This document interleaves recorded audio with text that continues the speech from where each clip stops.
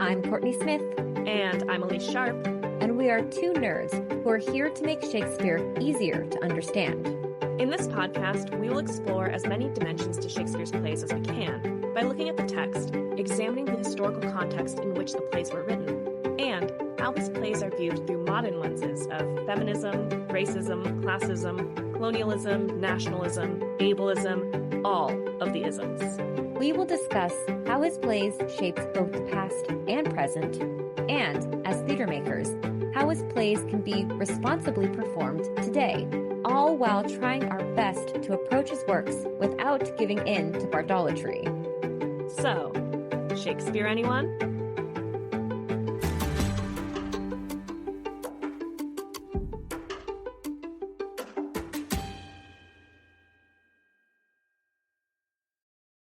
Hi, listeners. Want to support Shakespeare Anyone? Visit shakespeareanyone.com/support or check out the links in our episode description. Now, onto the episode. Hi, Kourtney. Hi, Elyse. How are you doing today? I'm all right today.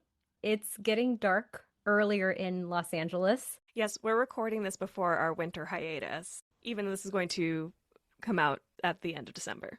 Yeah. And so based on this, it's already getting dark at like 4:30 or 4:45, and my body is, like, oh, it's hibernation time. Yeah, it's also dark here. I've had to bring out the ring light so that you can see me when we record. Mm-hmm. Yeah, and we record our episodes right after both of us get off of work, like regular business hours. So that's saying something. If Elyse it's our 5 to 9. Yeah, our 5 to 9 after our 9 to 5. Mm-hmm. So yeah, it is dark already. It's also been very cold here, which I've been loving. Yeah, and it's also perfect weather to, bundle up with some tea and listen to a new Synopsis episode from our new season. Yes. I was going to say happy 2026, but it's December 31st, 2025. Yes. This is an unusual calendar for releasing Julius Caesar, which when we get to our stuff to chew on, you'll go, oh, that's so relevant to this play. Right. We typically release in January, but this year, the way that the every other week lined up, here we are. It's the very last day of 2025, the very last day of our 5th year of production. Yeah. We've been working on it for 5 years now. We've felt the 5-year anniversary, but the podcast turns 5 on January 6th. Yeah. And it has been such a fantastic time. Over on our Patreon right now, we have released a sort of yearbook look back at where we were 5 years ago when we recorded the very first episode and where we are today recording this right now, wrapping up our 5th year of working on the podcast, and what we would say to our younger selves, things that have changed in our lives inside and outside of the podcast. And that's all over on our Patreon for our Patreon patrons.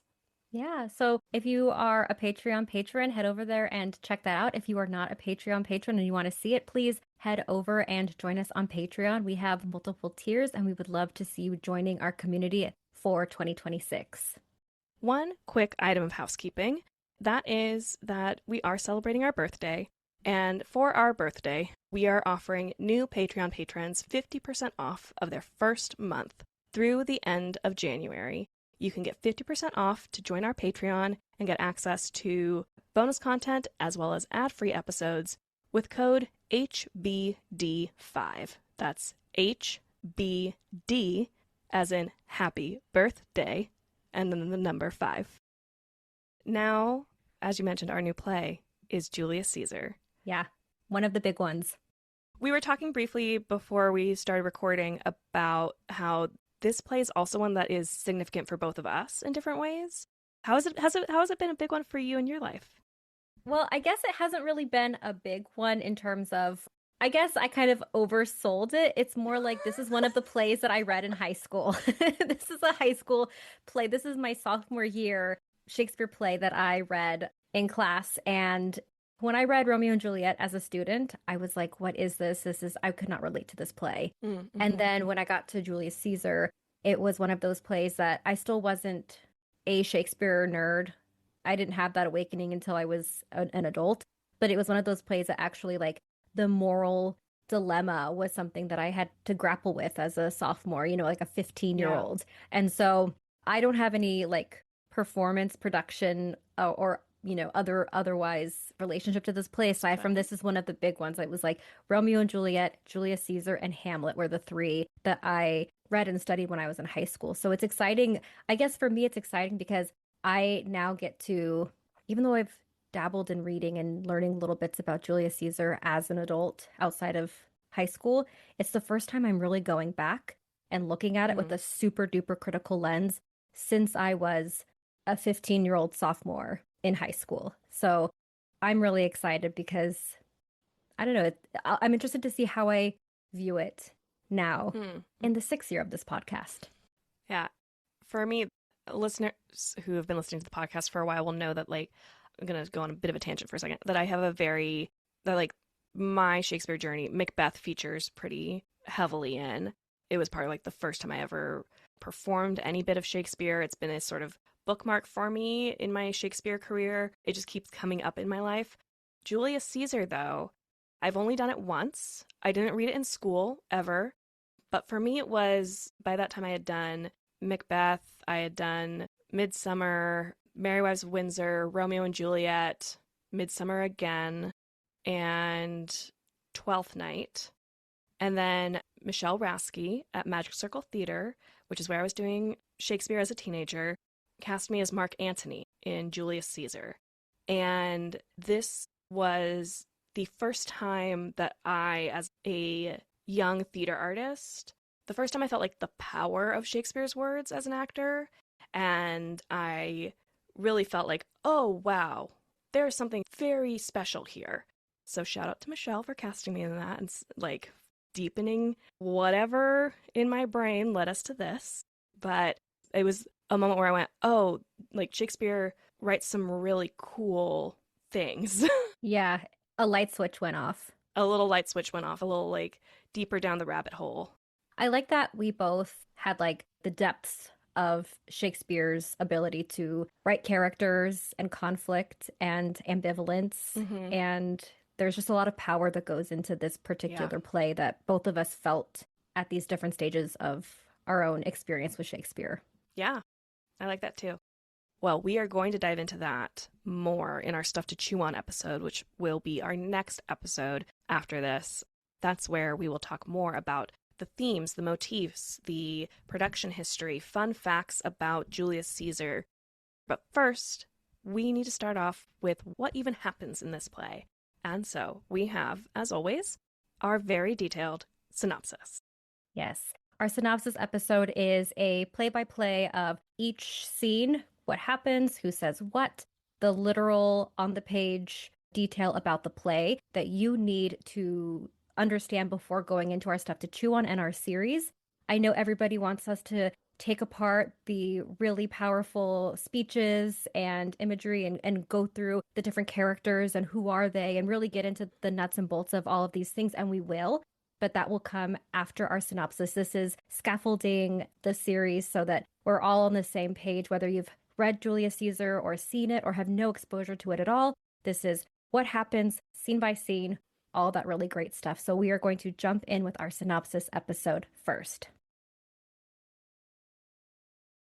The play begins on a busy street with the entrance of several commoners as well as Flavius and Morellus, two Roman tribunes of the people, elected officials who protected the interests of the plebeians, or commoners, against the Senate and magistrates.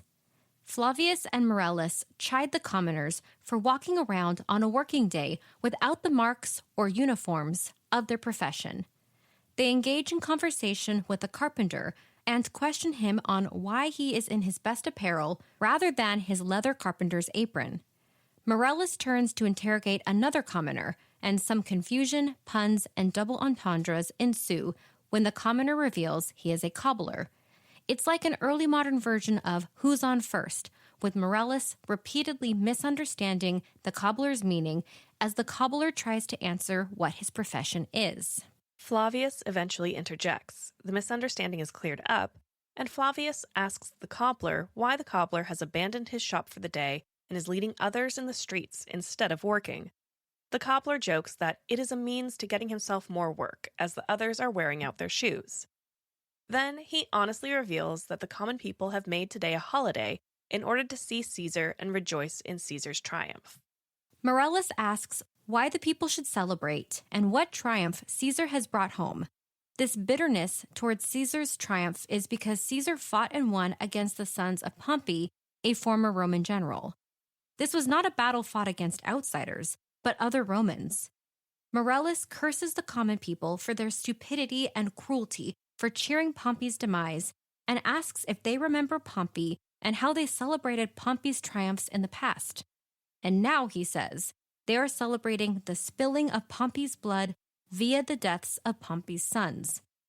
Morellis tells the commoners to be gone and pray that the gods will not curse them with a plague for their ingratitude towards Pompey.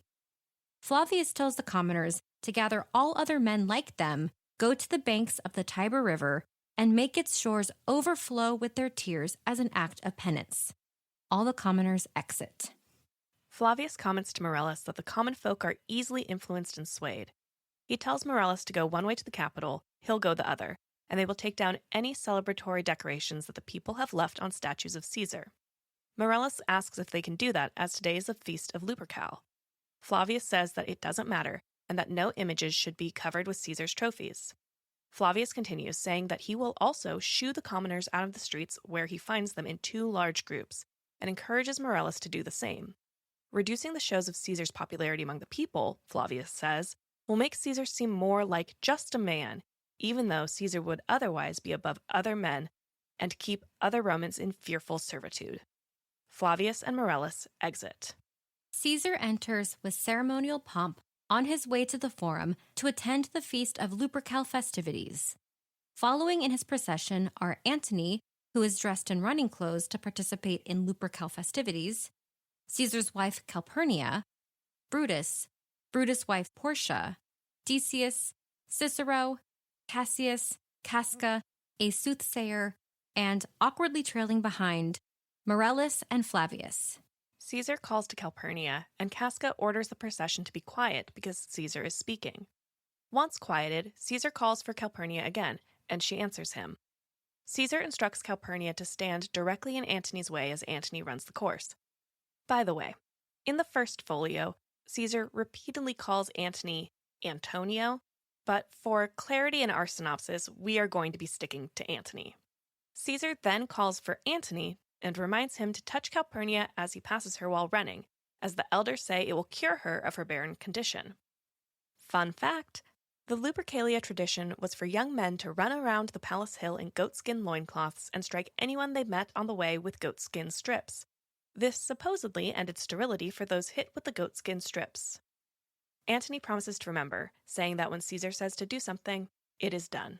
Caesar calls for the procession to move on, and the processional music begins. The soothsayer cries out Caesar's name. Caesar asks who called him, and Casca again tells the procession to be quiet. Caesar asks again who in the crowd called his name, as he heard someone call his name over all of the music. He commands the person to speak, and Caesar will give them his full attention. From the crowd, the soothsayer says, "Beware the Ides of March." Caesar asks who the person is that said that. Brutus answers that a soothsayer told Caesar to beware the Ides of March. Caesar instructs those around him to bring the soothsayer forward so Caesar can see the man's face. Cassius tells the soothsayer to come forward from the crowd and look upon Caesar. The soothsayer does, and Caesar asks him to repeat. The soothsayer does, and tells Caesar to beware the Ides of March for a third time. Caesar dismisses this warning, calling the soothsayer a dreamer, and tells the procession to pass onwards. There is a flourish of trumpets, and the crowd and procession exit, except for Brutus and Cassius, who remain on stage. Cassius asks Brutus if Brutus will go see the Lupercal ritual. Brutus says he will not, and Cassius encourages him to go. Brutus replies that he is not one to enjoy a race. He notes he lacks the lively spirit of Antony, and says he won't stop Cassius from going to the race. Instead, Brutus will take his leave. Cassius tells Brutus that he has noticed that lately Brutus has been standoffish and distant, instead of showing the love their friendship deserves, or that Cassius shows Brutus. Brutus assures Cassius that if he has seemed cold lately, it is because Brutus is simply preoccupied with his own problems and has been keeping to himself. It is not an intended slight to Cassius. Brutus reveals that he has lately been vexed with strong conflicting feelings, which has caused him to keep to himself and might explain his behaviors. He tells Cassius that his good friends, including Cassius, should not worry or think anything more of his behavior than Brutus is so at war with himself that he is forgetting to be social and show friendship to others. Cassius says that because he mistook Brutus's internal suffering, Cassius had also kept his thoughts to himself. The thoughts, he says, are incredibly valuable. Cassius then asks Brutus if Brutus can see his own face. Brutus replies, of course not, as the eye can only see itself through reflection via some other object. Cassius says this is true, and also much lamented that Brutus specifically does not have mirrors that will let him see his own worthiness. Cassius continues, saying that he has heard many of the most respected and highest-ranked people in Rome, with the exception of Caesar, have said that they wish Brutus could see him how they see him. Brutus asks Cassius what dangers Cassius will lead him to if Cassius would have Brutus stare into his own self to look for qualities Brutus does not believe he has. Cassius replies that he will instead tell Brutus, without exaggeration, what Brutus does not know about himself.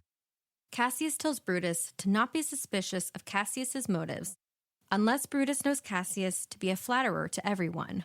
There's fanfare and a shout off stage. Brutus questions what it means and worries that the people have chosen Caesar to be their king. Cassius immediately asks if Brutus does indeed fear it, for then Cassius thinks that Brutus would not want Caesar to be king. Brutus confirms that he would rather not have Caesar be king, even though he loves Caesar. He then asks Cassius what Cassius was trying to tell him, and Brutus says that if it is for the greater good, he will put his personal safety aside in order to do what is honorable. Cassius says that he knows that Brutus prizes honor above personal safety, as well as he knows Brutus's physical appearance. He continues that honor is the subject of what he is about to say. Cassius says that he can't speak for other men, but for himself. He would rather be dead than live in awe of another human being like himself. He continues that he was born as free as Caesar, so was Brutus, and all three have enjoyed equal pleasures and endured the winter's cold equally well. Cassius then tells of how once, on a winter's day, Caesar dared Cassius to jump in the Tiber River when the current was high and swim across. Cassius jumped in fully dressed, bade Caesar to follow, and Caesar did. They swam together, but before they reached their destination, Caesar cried out for Cassius to help him as Caesar was drowning. Then Cassius, comparing himself to the Roman ancestor Aeneas, carried Caesar out of the river. And this man who couldn't swim, Cassius says, is now being treated like a god, while Cassius is less respected and must bow to Caesar if Caesar carelessly looks in Cassius's general direction. Cassius then tells a story of how Caesar had a fever once while in Spain, and Cassius saw him have a seizure. Cassius describes how Caesar's lips lost their color, his eyes their luster, that Caesar groaned and asked a friend to get him some water in a voice that sounded like a sick little girl. Cassius comments that it amazes him that a man of such weak physical condition can be seen as the best of all Romans and bear the symbols of victory alone. There is another shout and fanfare off stage. Brutus comments that he thinks these sounds of celebration are for some new honors that have been bestowed on Caesar. Cassius responds by describing Caesar as a giant that straddles the world, whose legs normal men have to walk under as they spend their lives looking for places to die in dishonor. Brutus tells Cassius that men can be in charge of their own fates. The fact that they are currently seen as less than Caesar is not written in the stars, but is only because of their individual choices. Cassius rhetorically compares the names Caesar and Brutus to prove his point that there is no material difference that makes the name Caesar automatically better than the name of Brutus. So, Cassius continues rhetorically, what must Caesar have eaten to have grown so mighty? He declares that the current era is shamed for having made one man so prominent in Rome, as no other previous age was synonymous with one person. Cassius continues that there is currently only room for one man, Caesar, in all of Rome, and invokes the memory of a historical Brutus, a founder of the Roman Republic, who Cassius says would have faced the devil to keep Rome a republic. Brutus says that he believes that Cassius is not trying to deceive him, and he can guess what Cassius is trying to convince him to do. Brutus tells Cassius that he will reveal his thoughts to this purpose and current events at a later date. But for now, he asks Cassius to stop trying to convince him further.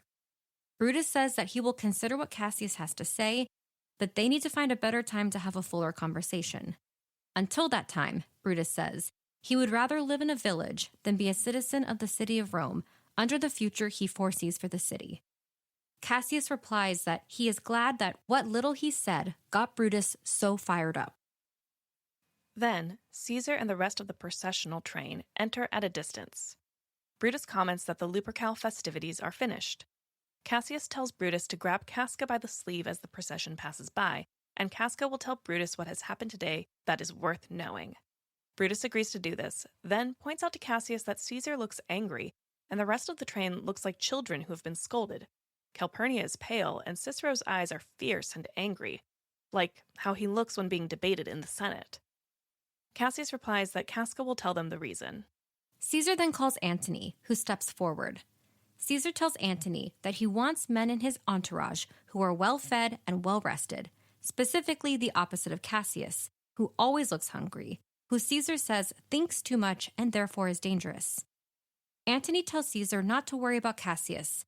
Cassius isn't dangerous, is a noble Roman, and of good disposition. Caesar wishes Cassius were fatter, and therefore less constantly hungry-looking. But Caesar doesn't fear Cassius. However, Caesar continues, if he was a fearful person, he doesn't know a man he would avoid more than Cassius, for Cassius reads a lot, is a great observer of others, and can see men's hidden motives. Caesar continues, saying that Cassius doesn't like the theater that Antony does. Cassius doesn't listen to music. Cassius rarely smiles, and when he does, it looks painful. Caesar concludes that men like Cassius are never at ease when they behold someone better than themselves, and therefore are dangerous. Caesar tells Antony that this has all been advice on what type of man to avoid, rather than a description of any true fear of Caesar's. Then, Caesar tells Antony to whisper in his right ear, because Caesar is deaf in the left ear, what Antony thinks of Cassius. Trumpets sound, and Caesar and his train exit. As they exit, Brutus grabs Casca by the sleeve, and Casca stays behind with Cassius and Brutus. Brutus asks Casca to tell them what happened today that made Caesar look so sad. Casca asks, wasn't Brutus with Caesar?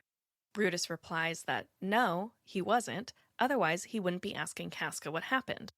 Casca reveals that each time Brutus and Cassius heard a shout, it was because Caesar was offered a crown, refused it, and then the crowd shouted. Cassius asks who offered the crown, and Casca replies that it was Antony. Brutus instructs Casca to go into more detail, and Casca replies that it will be easier for him to be hanged than to explain further, as it all seemed like foolery and not worth paying attention to. Casca continues, describing how Antony offered Caesar a coronet, or a laurel wreath. The first time it was offered, Casca notes that he thought Caesar would have gladly taken it, but Caesar refused it.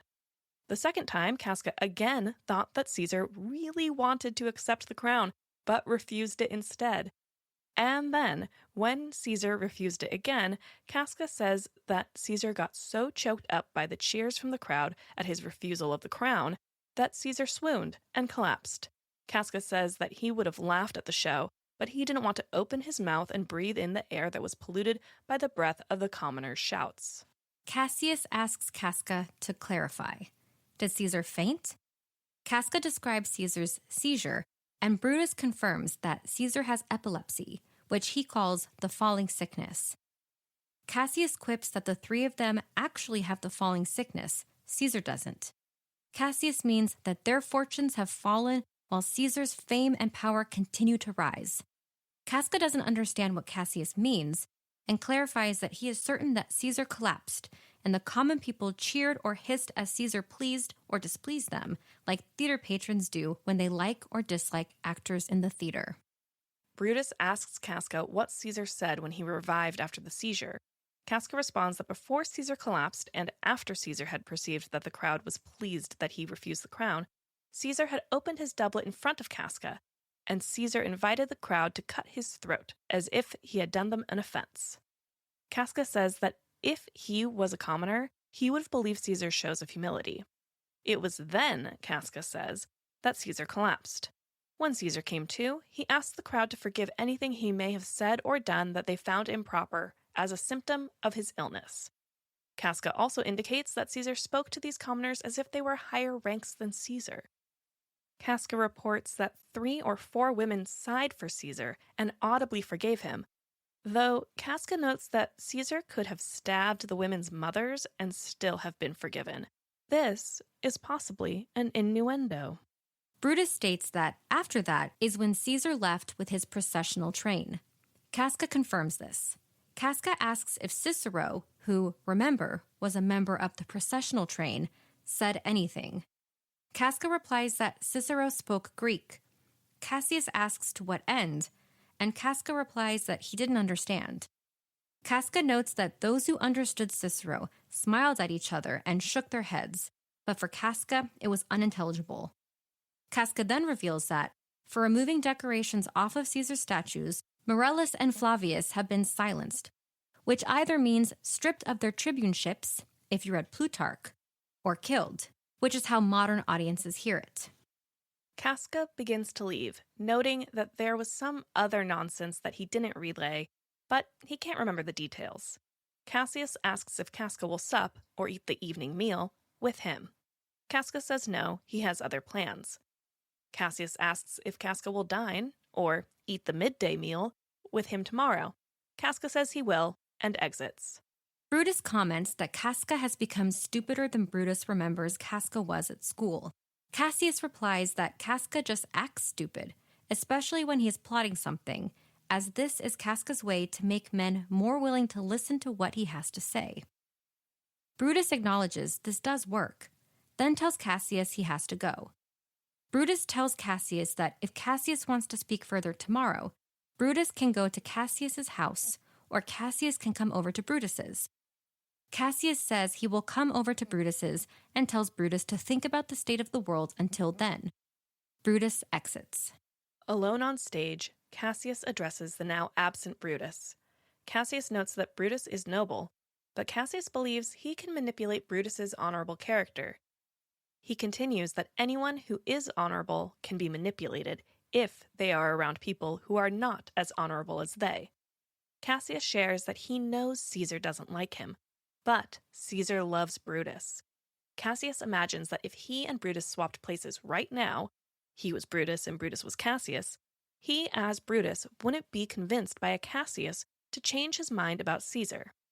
Therefore, Cassius decides to write several letters in different handwritings, so they look like they were written by various people, about how admired Brutus is, and with subtle references to Caesar's ambition. Cassius will throw these letters into Brutus's windows. After this, no matter how secure Caesar makes himself, the conspirators will remove him from power or endure worse under Caesar. Cassius exits.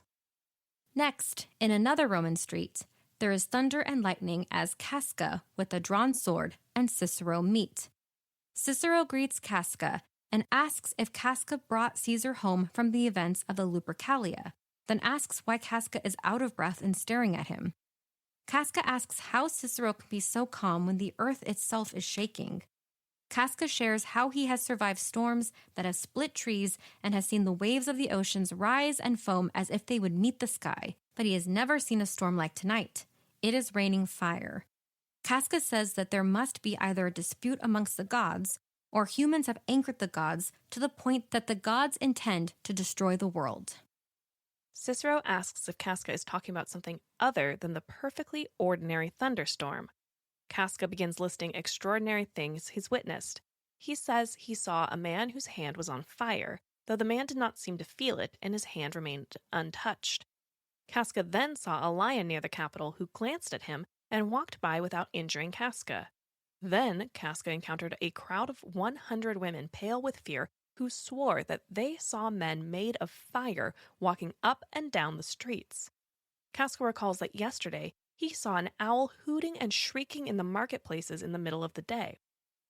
Casca says that when so many extraordinary things are happening around the same time, men shouldn't explain them with science. Casca believes they are omens for Rome. Cicero replies that these things are strange, but that men can misread quote-unquote omens based on what happens after the fact that weren't the intended effect of the omen. Cicero then asks Casca if Caesar is going to the Capitol tomorrow. Casca confirms this, saying that Caesar told Antony to send word to Cicero that Caesar will be at the Capitol tomorrow. Cicero bids farewell to Casca as the weather is not suitable for further walking. Cicero exits. Cassius enters and asks who is there. Casca replies, a Roman, and they recognize each other's voices. Casca asks Cassius what kind of night this is, and Cassius replies that it is a pleasant night for honest men. Casca asks who has ever known the sky to be so menacing. Cassius replies that those who know that the earth is full of faults have known this. Cassius reveals that he has walked through the storm with his shirt unbuttoned, making himself vulnerable to the threat of the thunderbolts and inviting them to strike him, as he believes he is their target. Casca asks why Cassius tempted the heavens like that, as men are supposed to cower in fear when the gods send such omens to frighten them. Cassius tells Casca that Casca is being stupid and either completely lacks the sparks of political excitement that should be in a Roman or is purposefully ignoring them. Cassius says that while Casca looks pale and scared, Cassius can tell that Casca is putting on a show of being afraid of the storm. Cassius continues that if Casca actually thought for a second about the true cause behind all of the omens, which are so obviously omens, then Casca would realize that they are warnings of fear and warning towards an unnatural state, a warning against Caesar's rule of tyranny over Rome. Cassius asks Casca if Cassius could name a man who, like the omens, is thunderous and flashy, opens graves and roars like a lion. Maybe a man who is no mightier than the two of them based on his actions, but has grown into a monster? Casca replies that he thinks Cassius means Caesar and asks Cassius to confirm. Cassius demurs and does not confirm. Cassius notes that Romans now appear to be like their forefathers. However, they are suppressed like their foremothers. Casca agrees and says that tomorrow the senators intend to establish Caesar as a king of all the provinces of Rome outside of Italy, and that Caesar should wear this crown everywhere outside of Italy. Cassius says that he will kill himself rather than live under Caesar's rule. Then there is the sound of thunder. Casca agrees that he would rather kill himself rather than live under Caesar's tyranny. Cassius then pontificates that Caesar is only a tyrant because Romans let him be one, and Caesar is using the people of Rome like trash to start the fire of his blaze of glory. Then Cassius cuts himself off, saying that he realizes he is saying this aloud in front of Casca, who might be a supporter of Caesar. Therefore, Cassius says Casca might challenge Cassius to a duel over Caesar's honor, but Cassius is armed and doesn't care about the danger of speaking such things aloud. Casca replies that he is not a sneering tattletale, and he offers his hand to Cassius. Casca says that if Cassius is an active member of a party or faction that will address all of the grievances Cassius has mentioned, Casca will join the group and be a leader. Cassius agrees to this and informs Casca that Cassius has already convinced a group of the noblest Romans to be part of a dangerous but honorable scheme. He knows they are convinced because they have agreed to meet him at Pompey's porch, a specific portico built as an audience shelter outside of a nearby theater. At this time of night, and because of the weather, Cassius notes, there is no other reason to be walking in the streets, and the weather looks like the nature of their plan, bloody, fiery, and terrible. Cinna enters, walking with haste. Casca notices and tells Cassius to stand out of Cinna's sight with him. Cassius recognizes Cinna and reveals to Casca that Cinna is part of the group of conspirators. Cassius calls out to Cinna and asks where Cinna is going. Cinna replies that he has come to find Cassius and asks who is with Cassius. Cassius reveals Casca has been recruited to their cause and asks Cinna if the rest of the group is waiting. Cinna ignores this, saying instead that he is glad that Casca has joined them, then commenting on the strangeness of the night, saying that several others have also seen strange occurrences. Cassius asks again if the rest are waiting for him. Cinna curtly replies that yes, everyone is waiting for Cassius, but he wishes that Cassius could convince Brutus to join them. Cassius cuts Cinna off and tells Cinna to take the letters he has written and place one in Brutus's chair in the Senate, throw another in at Brutus's window, and stick another onto a statue of the historical Brutus who founded Rome. Cassius continues that after Cinna has done this, he should return to meet the group at Pompey's porch. Cassius then asks if the other conspirators, Decius Brutus and Trebonius, have arrived at Pompey's porch. Cinna confirms that everyone is there except for Metellus Cimber, who went to Cassius's house to try and find Cassius. Cinna says that he will go spread the letters where Cassius instructed, and Cassius reminds him to meet back at Pompey's porch when Cinna is done. Cinna exits. Cassius tells Casca to come with him and that tomorrow they will go and visit Brutus together at Brutus's house. Cassius says that Brutus is already partially convinced of their cause, and tomorrow they will be able to fully convince him to join them. Casca replies that Brutus is popular with the people. When Brutus does or says things that would be offensive if Casca or Cassius tried to say or do them, he can somehow convince people that the things are worthy or virtuous instead. Cassius says that Casca has correctly seen why they need to convince Brutus to join their cause. Cassius then says that they should go as it is after midnight, and they will wake Brutus at first light to convince him. They exit. Brutus enters in his garden. He calls for his servant Lucius. While it's nighttime, Brutus cannot tell how close it is to daytime. Lucius enters. Brutus requests Lucius light a candle in his study and call him when the study is ready. Lucius agrees and exits. Alone on stage, Brutus decides that Caesar must die. Though Brutus has no personal reason to hurt Caesar, it must be done for the common good. Brutus predicts that Caesar will be crowned, and then the question is, how will this change Caesar's nature? After all, good things, like a bright day, can bring about evil, like a venomous snake, which is a threat to those out on a walk. If Caesar is crowned, Brutus worries that Caesar will be able to follow through with any danger he might pose. While Brutus does not know of any instances when Caesar actually let his feelings affect his reason, it is commonly known that ambitious people pretend to have humility in order to gain popularity, but once they have reached the top of the social ladder, they look to the clouds and scorn those below. Brutus predicts this will happen, so they should act now. Since the conspirators do not have reason to take action based on who Caesar is now, they should think of it like this: Caesar will become harmful and should be killed preemptively. Lucius re-enters and tells Brutus that his study is ready. Lucius also found a sealed paper and hands it to Brutus. Brutus sends Lucius back to bed and also asks if tomorrow is the 1st of March. Lucius does not know, so Brutus demands Lucius find out. Lucius exits. Brutus notes that the meteors in the sky are giving him a lot of light to read the letter. Brutus pieces together that the contents of the letter request Brutus and Rome speak to strike against Caesar. Brutus promises that, if rectification for Rome will follow, he will agree to the entreaty. Lucius re-enters and tells Brutus that today is March 15th. There is a knock. Brutus commands Lucius to go to the gate to see who is there. Lucius exits. Brutus recalls that, since Cassius did first set Brutus against Caesar, he has not slept. Everything in between the impulse and the action of the plot is like an illusion or a bad dream. Brutus's spirit and body are in inner turmoil. Lucius re-enters and tells Brutus that Cassius is at the door to see him. Brutus asks if Cassius is alone. Lucius responds that no, there are more people with him.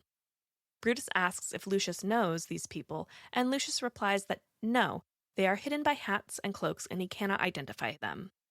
Brutus commands Lucius to let the group enter. Lucius exits. Brutus states that this group is the faction.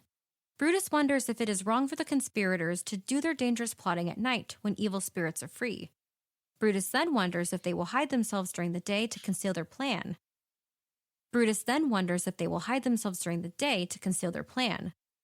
Then, Brutus decides they should, instead, hide their plan behind smiles and courteousness. With this, no one can stop them. The conspirators, Cassius, Casca, Decius, Cinna, Metellus, and Trebonius enter. Cassius greets Brutus. Cassius asks if they trouble him, and Brutus replies that he's been awake all night. Brutus asks if he knows the men with Cassius. Cassius says yes, Brutus knows them all, and they all honor Brutus just like how every noble Roman honors Brutus. Cassius introduces them one by one: Trebonius, Decius, Casca, Cinna, and Metellus Cimber. All are welcomed by Brutus. Brutus asks Cassius why they are here when they should be sleeping. Cassius requests a word with Brutus, and they whisper. Meanwhile, Decius, Casca, and Cinna discuss daybreak. Then Brutus comes forward with Cassius and tells the other men to give him their hands. Cassius says that this is to swear by their resolution. Brutus objects to Cassius calling this an oath. Brutus reminds them of Rome's men, their souls, and the injuries suffered by Caesar. If these motives are weak, they should end this and go back to bed. However, if these motivations light a fire, what else do they need besides these pledges of honor interchanged to drive them on with spur? Their enterprise does not need an oath, so long as no one breaks their promise. Cassius asks the group if they should ask Cicero what he thinks about this. Cassius thinks Cicero will stand with the conspirators. Casca, Cinna, and Metellus agree with Cassius. Metella points out that Cicero's age will offer them a good opinion and will also convince other men to approve of the conspirators' deeds. Brutus, on the other hand, suggests they do not let Cicero in on the secret because he will not follow others. Cassius and Casca agree with Brutus. Decius asks if anyone else should be killed. Cassius suggests Antony because he is a schemer and, if his access to power increases, that would hurt them all. In order to prevent this, Antony and Caesar should fall together. Brutus counters that this course of actions will seem too bloody. It should be enough to kill Caesar because Antony is only a limb of Caesar. Brutus advises they be sacrificers, not butchers, so the common people see them as purgers, not murderers. They shouldn't worry about Antony because Antony is nothing without Caesar. But Cassius fears Antony due to Antony's love for Caesar. Brutus interrupts Cassius and ensures that all Antony could do in response is take his own life or die for Caesar, which would be surprising since Antony likes what life has to offer. Trebonius agrees that Antony should not be feared and should be allowed to live because Antony will laugh about this later. The clock strikes 3 a.m. Trebonius says it's time to part. Cassius doubts Caesar will come out to the Capitol because he has become superstitious. The omens, night terrors, and the soothsayer's prediction might keep Caesar from the Capitol. Decius ensures that he can flatter Caesar and bring him to the Capitol. Cassius vetoes this because all of them should be there to fetch Caesar. Brutus confirms they will all meet at 8 a.m. Cinna confirms. Metellus then adds that Caius Ligarius has had ill will towards Caesar because Caesar scolded Caius Ligarius after he spoke well of Pompey. Metellus asks if they thought of adding him to the group. Caius Ligarius likes Brutus, so Brutus tells Metellus to send Caius Ligarius to talk. Cassius notices the mourning and announces that they will leave. Before they disperse, Cassius reminds everyone to remember what they have said and to show themselves as true Romans. Brutus advises everyone to not look suspicious and to put on a merry act like actors. All but Brutus exit. Portia enters and calls to Brutus. Brutus asks Portia why she is awake at this hour when it is not good for her health, considering her weak condition. Portia counters that the hour is not good for Brutus's health either. Portia points out that Brutus has been acting strangely. Tonight he left their bed, and yesterday he rose from the dinner table and walked around deep in thought. Portia says that when she asked Brutus what was the matter, Brutus just stared at her unkindly. When she persisted in asking, Brutus got angry and waved her away. Portia says that she complied, hoping this is just a passing mood.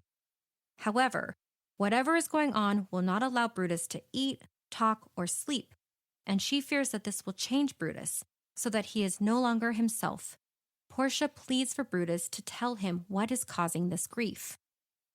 Brutus says that he is not feeling well, that is all. Portia replies that Brutus is wise, and if he were not feeling well, he would do whatever it took to feel better. Brutus retorts that he is doing that. Brutus then dismisses Portia to go to bed. Portia wonders about Brutus's sickness.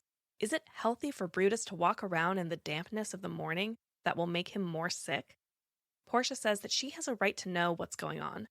Portia kneels and entreats Brutus by their marriage vow to tell her why he is weighed down with sorrow and what men visited him. Brutus tells Portia to not kneel. Portia says that she would not need to kneel if Brutus were gentle Brutus. Portia asks if it is expected that a wife shouldn't know any of her husband's secrets. She asks if she is limited to keeping Brutus company at meals, bringing pleasure to his bed, and talking to him sometimes to please him. If so, Portia is Brutus's harlot, not his wife. Brutus counters that Portia is his true and honorable wife. Portia claims that, if this were true, then she should know his secret. Portia affirms that, though she is a woman, she is a strong woman due to her father Cato and her husband Brutus. Portia demands that Brutus tell her his secret, and she will not share it. Portia demands that Brutus tell her his secret, and she will not share it. She then proves her constancy by giving herself a wound in the thigh. She states that, if she can bear this wound with patience, how can she not bear her husband's secret? Brutus calls to the gods and asks to be made worthy of his noble wife. Suddenly, there is a knock. Brutus commands Portia go inside first so that he can accept the guest. Then he will tell her his secrets. Portia exits. Lucius and Caius Ligarius, the man Metellus spoke of, enter. Brutus and Caius Ligarius exchange pleasantries. Brutus susses out if Caius Ligarius wants to join the conspirators, and Caius Ligarius responds that, so long as it is an honorable deed, he will do it. Brutus will explain on the way to the action. Caius Ligarius confirms that, even though he doesn't know what he's to do, he trusts Brutus. They exit. There is thunder and lightning. Caesar enters in his nightgown and observes that neither heaven nor earth is at peace tonight. Indeed, 3 times Calpurnia cried out in her sleep asking for help because some people murdered Caesar. A servant enters, and Caesar commands the servant to tell the priests to do a sacrifice and then bring their judgment on the auguries as well as what is to follow. The servant agrees and exits. Calpurnia enters and asks Caesar what he intends to do going to the capital today and demands that he not leave the house. Caesar counters that he will go. Indeed, the things that threaten Caesar are not a real threat to him. Calpurnia responds that, though she has never believed omens, these ones frighten her. There have been reports of unsettling phenomena such as empty graves, heavenly effects, crying ghosts, and blood falling from the sky. Calpurnia cries out to Caesar that these things are most unusual and she fears them. Caesar dismisses Calpurnia's fears because their end is up to God anyways. Caesar decided these omens are not aimed at Caesar, but the world in general. Calpurnia points out that it's not a big deal when beggars die, but it is a big deal when princes do. Caesar, on the other hand, says that cowards die many times before their death, and brave men only die once. Indeed, all of the strange things Caesar has heard about, it's strange that men fear death knowing it is a necessary part of life. The servant enters. Caesar asks the servant what the augurers say. The servant says that the augurers suggest that Caesar not go to the capital based on their readings of the entrails. Caesar thinks this is cowardice and that he will not stay at home today in fear. In fact, Caesar is more dangerous than this danger, so he will go forth. Calpurnia stops Caesar, telling him that his decision is due to his own self-assurance, but he should not go forth. Instead, Calpurnia says that Caesar could blame her fears for keeping him in the house, or that Antony can go to the Senate house and tell them that Caesar is not feeling well. Calpurnia begs on her knees. Caesar agrees to this plan and agrees, for Calpurnia's sake, to stay at home. Decius enters and announces that he has come to fetch Caesar and take him to the Senate house. Caesar responds that Decius should tell everyone that he will not come today. Then, Calpurnia says to tell the senators that Caesar is sick. Caesar is shocked that Calpurnia wants Caesar to lie. Instead, Decius should simply tell them that Caesar will not come. Decius wants to know the reason so that he isn't laughed at when he tells the senators. Caesar replies that the reason is Caesar will not come. That should be enough. However, privately, because Caesar loves Decius, he shares that Calpurnia wants Caesar to stay home because she had a bad dream about Caesar's statue running with blood and some Romans bathing their hands in Caesar's blood. Calpurnia says the dream is an omen and has begged Caesar to stay home today. Decius assures Caesar that Calpurnia's dream has been misinterpreted and that the Romans bathing in blood means that Rome is being revived by Caesar's blood. Caesar likes Decius's interpretation of the dream. So Decius continues this flattery by sharing that the Senate has decided to give a crown to mighty Caesar today and warns that, if Caesar does not come, the Senate might change their mind. Decius adds that someone is likely to say that the Senate is being dismissed until Caesar's wife has good dreams, and asks, if Caesar is hiding too, is Caesar also afraid? Decius asks to be pardoned for this. He cares about Caesar's political advancement, and his love for Caesar obligates him to say this.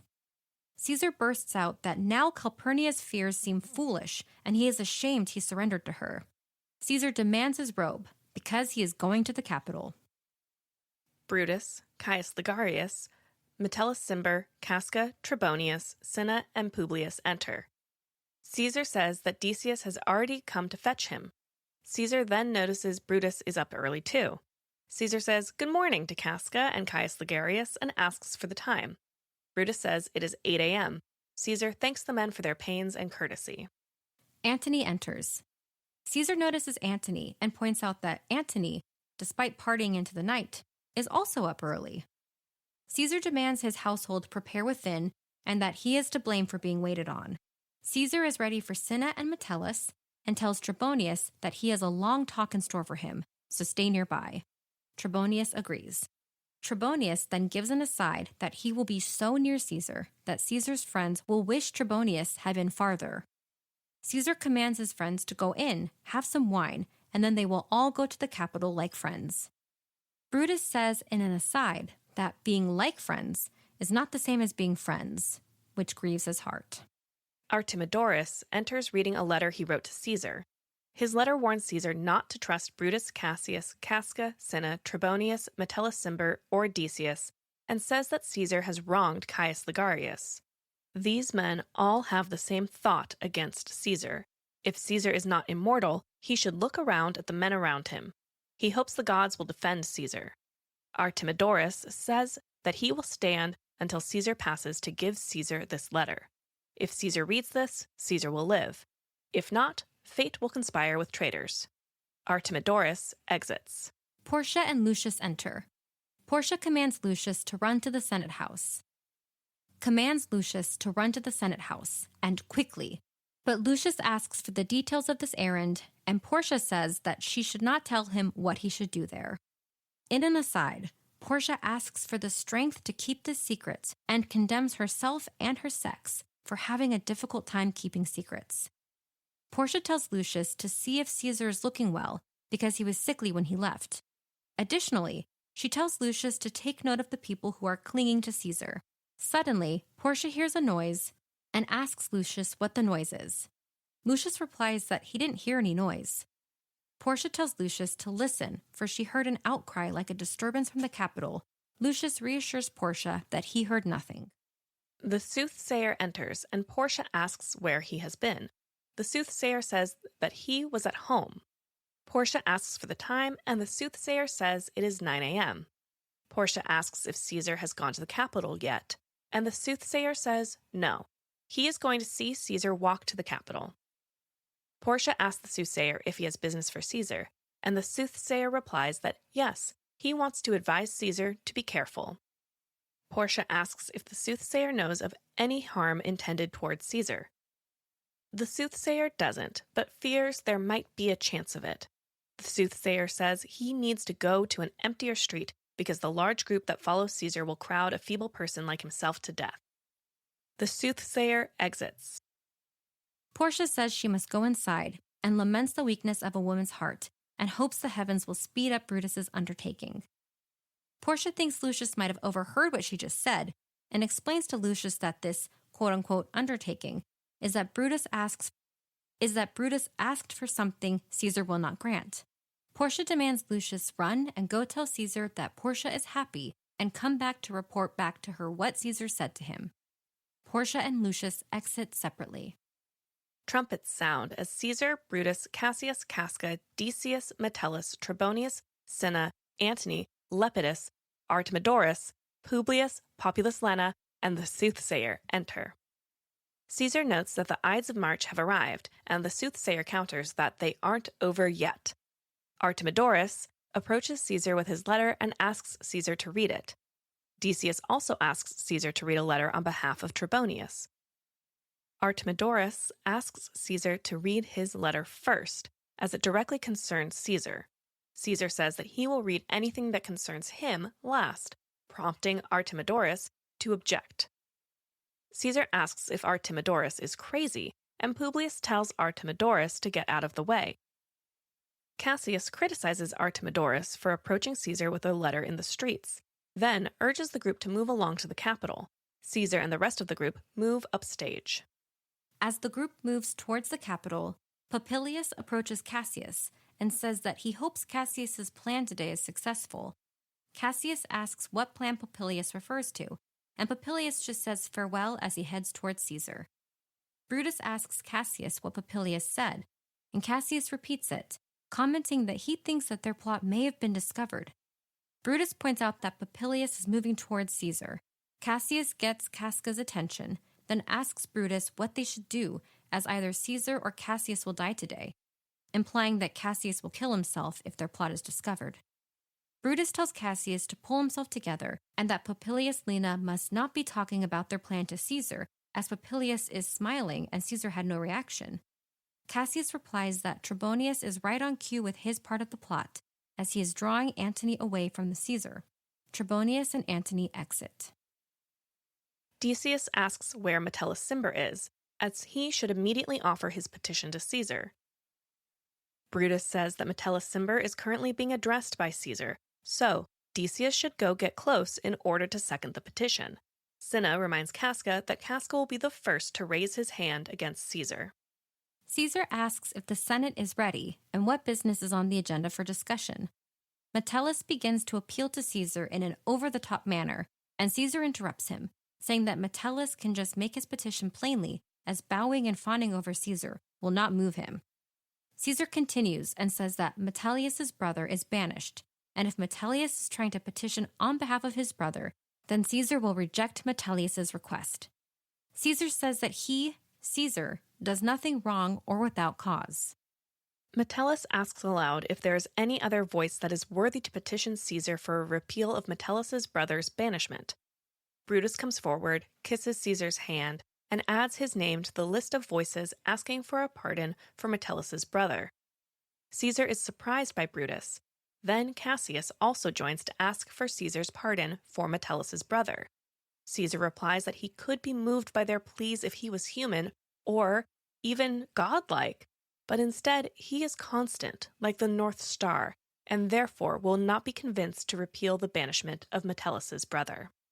Cinna cries out to Caesar, and Caesar mocks him for trying to do the impossible. Then Decius pipes up, and Caesar says that there is no point in more people trying to appeal to him, as even Brutus was unsuccessful. Casca then charges his hands to speak for him, and the conspirators begin to stab Caesar. Caesar recognizes that even Brutus is stabbing him, and then says he will die. Caesar dies. Cinna exclaims the words, "liberty" and "freedom," and that tyranny is dead. He says everyone should run out and proclaim it in the streets. Cassius picks up this line of thought, saying that some should go to the public platforms and cry out, quote, "liberty, freedom, and enfranchisement," unquote.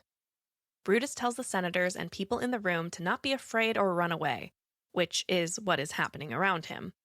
According to him, they can stand still because no one else is in danger. Caesar's death was because of his ambition. Casca tells Brutus to go to the platform to speak, and Decius says Cassius should go too. Brutus asks where Publius is, and there is some commotion preventing him from seeing Publius. Cinna tells Brutus that Publius is still here but in a state of shock after the death of Caesar.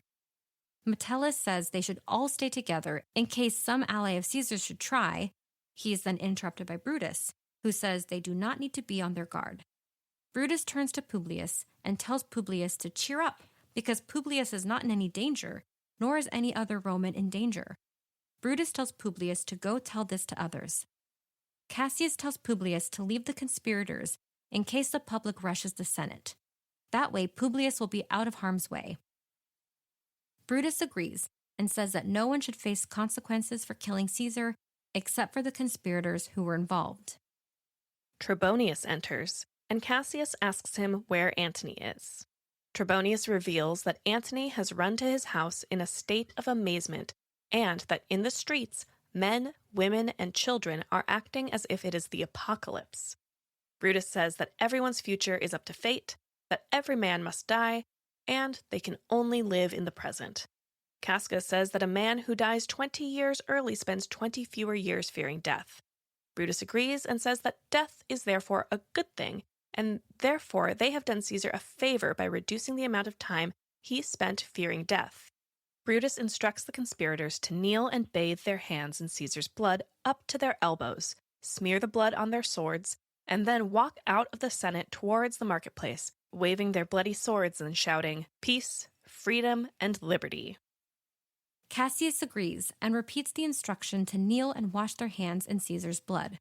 He then ponders aloud how many years into the future this scene will be reenacted in countries and accents that don't exist yet. Brutus continues this train of thought, wondering how many times people will, for fun and entertainment, make Caesar bleed just like he does now at the base of Pompey's statue, his body now as valuable as dust. Cassius imagines it will be very often, and just as often, their small group of conspirators will be remembered as the men who gave their country liberty. Decius asks if they should leave now, and Cassius agrees. Cassius says that Brutus will lead the way and the rest of the group will follow. A servant enters, who Brutus recognizes as a servant of Antony's. The servant kneels and prostrates himself before Brutus, saying that Antony bid him do so.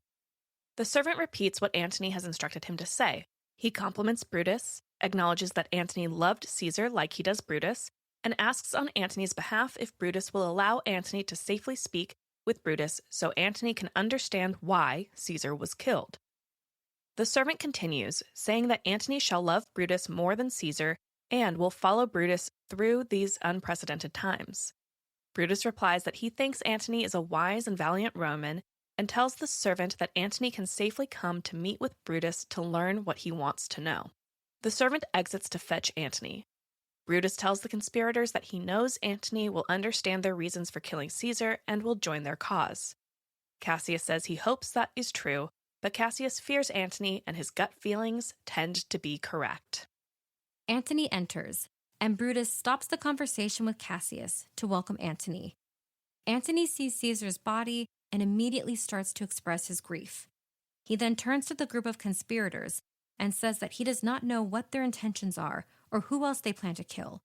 He continues that if they think he should die, then he'd rather do it now as, to Antony, there is no better time to die than within the hour of Caesar's death, and no better way to die than by the swords that are currently covered in Caesar's blood. He beseeches them to go ahead and kill him if they do not like him, for he could live 1,000 years and not be so willing to die. Brutus replies, telling Antony not to beg death from them. Brutus acknowledges that while they appear bloody and cruel by their act and outward appearances, if Antony could see their hearts, he would see that they are full of pity for Rome, which, just like fire devours fire, pity for Rome devoured their pity for Caesar. Brutus continues that their swords are not for Antony. Instead, the conspirators' arms and hearts are open to embrace Antony with love, good thoughts, and respect. Cassius says that in exchange for Antony's support, they will give him a share of their power. Brutus then says that Antony only needs to be patient until after the conspirators have appeased the common people, who are currently beside themselves with fear. After that, Brutus says, they will explain why they, and especially Brutus, who loved Caesar even as he stabbed him, did what they had to do. Antony says that he does not doubt them and asks each man to shake hands with them, and he says their names as he shakes hands with each one. After this, Antony says that his credibility is now so precarious that he believes the men must believe him to be either a flatterer or a coward. Antony then addresses Caesar's body, saying that he loved Caesar, and if Caesar's spirit is looking down on them now, it would be distressed to see Antony shaking hands with Caesar's enemies. Antony says it would be more expected for him to openly weep over Caesar's corpse than to make peace with the men who killed Caesar. Antony asks Caesar to forgive him, then compares Caesar to a deer who has been hunted and killed. Antony continues mourning Caesar, then is interrupted by Cassius. Antony asks Cassius to pardon him and says that even the enemies of Caesar will say what Antony has said so far over Caesar's corpse. For a friend of Caesar's, this display of grief is showing restraint and moderation. Cassius says that he does not blame Antony for what Antony has said about Caesar, but Cassius has to ask about whether or not Antony is on their side. Should they count him as one of their allies, or should they move on and not depend on him? Antony says that he intended to be allies with them upon shaking their hands, but got distracted and overwhelmed by the sight of Caesar's corpse. Antony says that he is a friend to all of the conspirators as long as they can tell him why and how Caesar was dangerous. Brutus answers and says that if Caesar wasn't dangerous, his murder would be a monstrous spectacle. Instead, Brutus says that their reasons for killing Caesar are so well considered that even if Antony were Caesar's son, he would understand why. Antony says that is all he wants to know. However, in addition to that, he would like to be able to have a public funeral for Caesar, be involved in bearing the body to the marketplace, and speak in the ceremony. Brutus agrees to this. Then Cassius pulls him aside. Cassius warns Brutus against letting Antony speak at Caesar's funeral, saying that the people will be moved by what Antony has to say. Brutus asks Cassius's pardon and says that he, Brutus, will go before Antony in the order of speeches to explain the reason for Caesar's death. Brutus will also say that Antony speaks with their permission and that they are all agreed that Caesar should have full funeral rites. Brutus says that this will be to the conspirators' advantage. Cassius is uneasy about this idea and does not like it.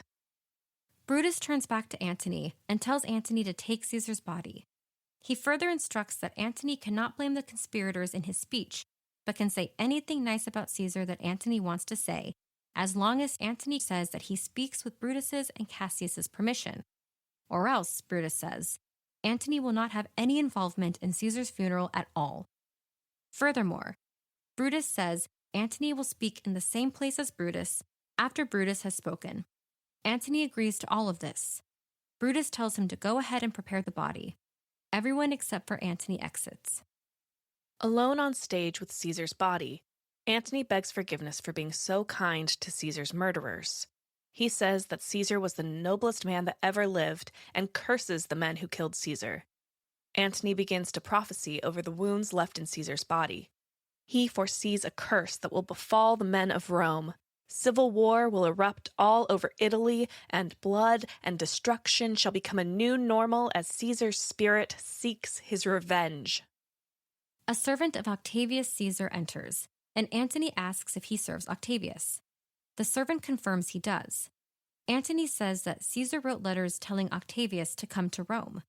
The servant says that Octavius received the letters, is on his way, and has given the servant a message for Antony. The servant then sees Caesar's body and starts to cry. Antony sympathizes with the servant and tells the servant to go away and cry. Antony says that seeing the servant cry is also making him start to tear up. Antony again asks if Octavius is coming. The servant says that Octavius is now within 7 leagues, or about 21 miles, of Rome. Antony tells the servant to go back to Octavius quickly to tell him what has happened. Antony says that Rome is now mourning and dangerous. It is not safe for Octavius.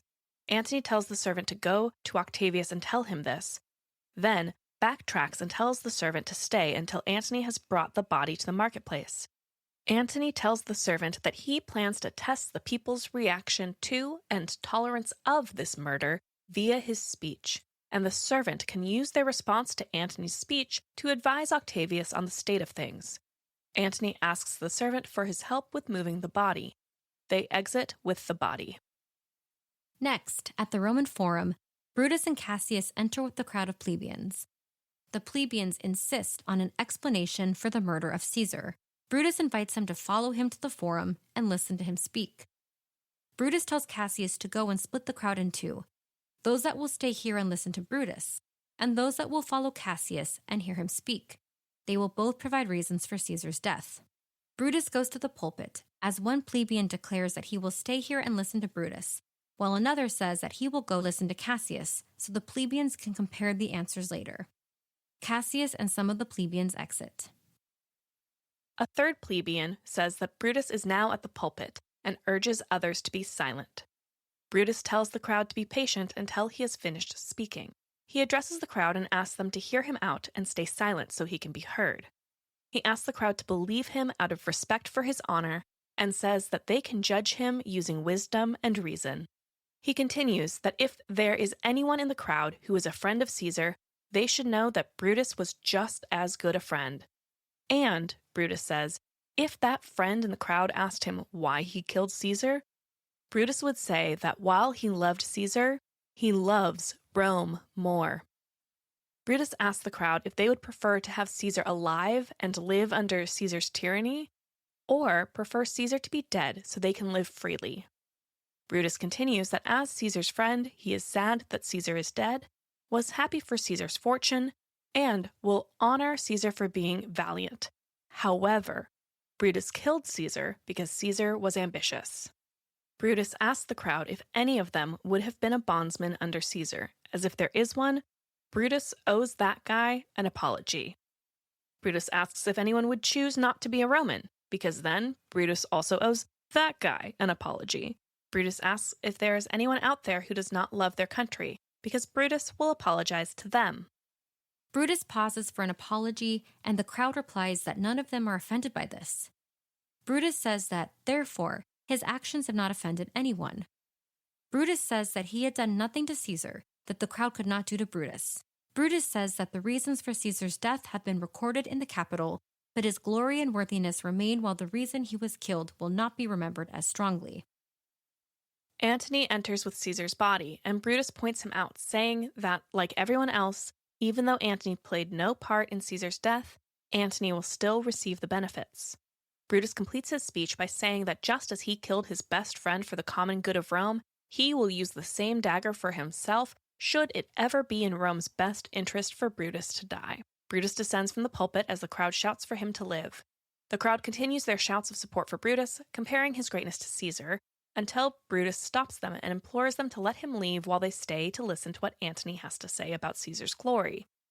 Brutus tells the crowd that Antony speaks with permission from him and Cassius, and tells them that no one should leave until Antony has finished speaking, with the exception of Brutus himself. Brutus exits. The crowd prompts Antony to go up to the pulpit and speak. Antony does, saying that he is indebted to the plebeians on behalf of Brutus. The plebeians talk amongst themselves, agreeing that they are on Brutus's side and believe Caesar was a tyrant. As Antony begins to address the crowd, the plebeians tell each other to be quiet. Antony then addresses the plebeians, asking them to listen to him as he comes only to bury Caesar, not praise Caesar's glory. Antony says the men's evil deeds are remembered long after they are dead, while the good that they do is often last remembered at their death. So, he says, it will be with Caesar. Antony then acknowledges that Brutus has told the plebeians that Caesar was ambitious, and if that is true, then Antony agrees that ambition is a fault and says that Caesar has answered for his ambition. Antony repeats that he is speaking here under the permission of Brutus and the rest of the conspirators, who he says are all honorable men. Antony says that Caesar was his friend. However, according to honorable Brutus, Caesar was ambitious. Antony mentions that Caesar brought home many prisoners of war, whose ransoms helped keep Rome wealthy. Antony asks if this was ambitious. Antony recalls how Caesar wept for the poor of Rome and says that ambitious people should be less caring. Antony again reminds the crowd that Brutus says Caesar was ambitious, and Brutus is an honorable man. The crowd begins to talk amongst themselves, saying that what Antony has said is very reasonable, and if they think about it, Caesar has been done wrong. Another says that they fear that a worse tyrant will take Caesar's place. Another recalls Caesar's triplicate refusal of the crown on the Lupercal, and says that this is proof that Caesar wasn't actually ambitious. Another plebeian says that if Caesar wasn't ambitious, then someone must answer for his murder. Another notices that Antony's eyes are red from crying. Another says there is not a nobler man in Rome than Antony. A plebeian hushes the others as he notices that Antony is about to speak again. Antony remarks that yesterday Caesar was the most powerful man in the world, and now even the lowest-born man refuses to pay respects to Caesar's dead body. Antony addresses the crowd again, saying that if he was trying to convince them to rise against Brutus and Cassius, that would be doing Brutus and Cassius wrong, who, Antony repeats, are honorable men. Antony says that he will not wrong Brutus and Cassius, but instead he will choose to do wrong by the dead, himself, and the gathered crowd rather than wrong honorable men. Antony then produces a piece of paper that features the seal of Caesar. He says it is Caesar's will that Antony found in Caesar's private chamber. Antony says that if the common people could hear the contents, they would treat Caesar like a sainted martyr, even making relics of Caesar's body that they would treasure and bequeath in their own wills like family heirlooms. However, Antony does not intend to read the contents. The plebeians urge Antony to read the will. Antony asks their patience. He cannot read the will because it isn't appropriate for the people to know how much Caesar loved them. Antony continues that human men cannot hear the will, for they will be upset by its contents. Antony says that it is better that they not know that they are Caesar's heirs. The plebeians again urge Antony to read the will. Antony asks for their patience, as he may have said too much by telling them about the will, and he fears that by mentioning the will, he has wronged the honorable men who killed Caesar. The crowd shouts again for Antony to read the will, as some plebeians start to say that the men who killed Caesar were traitors. Antony asks if they are forcing him to read the will, and, if so, they should gather around Caesar's corpse so they can look at the man who wrote the will. Antony then asks the crowd's permission for him to leave the pulpit. They give him permission and make a circle around Caesar's body, while giving Antony some space to speak in the circle. Antony tells them that if they have tears, they should get ready to start crying now. He shows the crowd Caesar's cloak and points out where the conspirators stabbed Caesar and how Caesar bled. Specifically, Antony says that they can tell the blood rushed out of Caesar when Brutus stabbed him, as if the blood was running outside to see for itself that Brutus was the one who stabbed Caesar, since Brutus was Caesar's favorite. Antony says that the wound inflicted by Brutus was the worst of all, and it was Brutus's ingratitude to Caesar that killed Caesar more than the physical wounds. Antony continues, saying that when Caesar fell down, so did all of Rome, while bloody treason rose above them.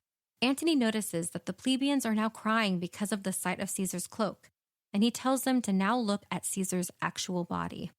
The plebeians exclaim over Caesar's body and cry out that they will seek revenge for his murder.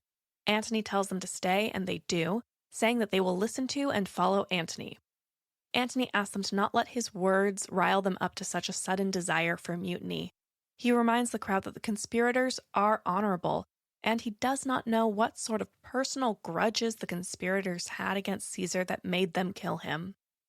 Antony continues that the men who killed Caesar are wise, honorable, and will have a reasonable answer for why they killed Caesar.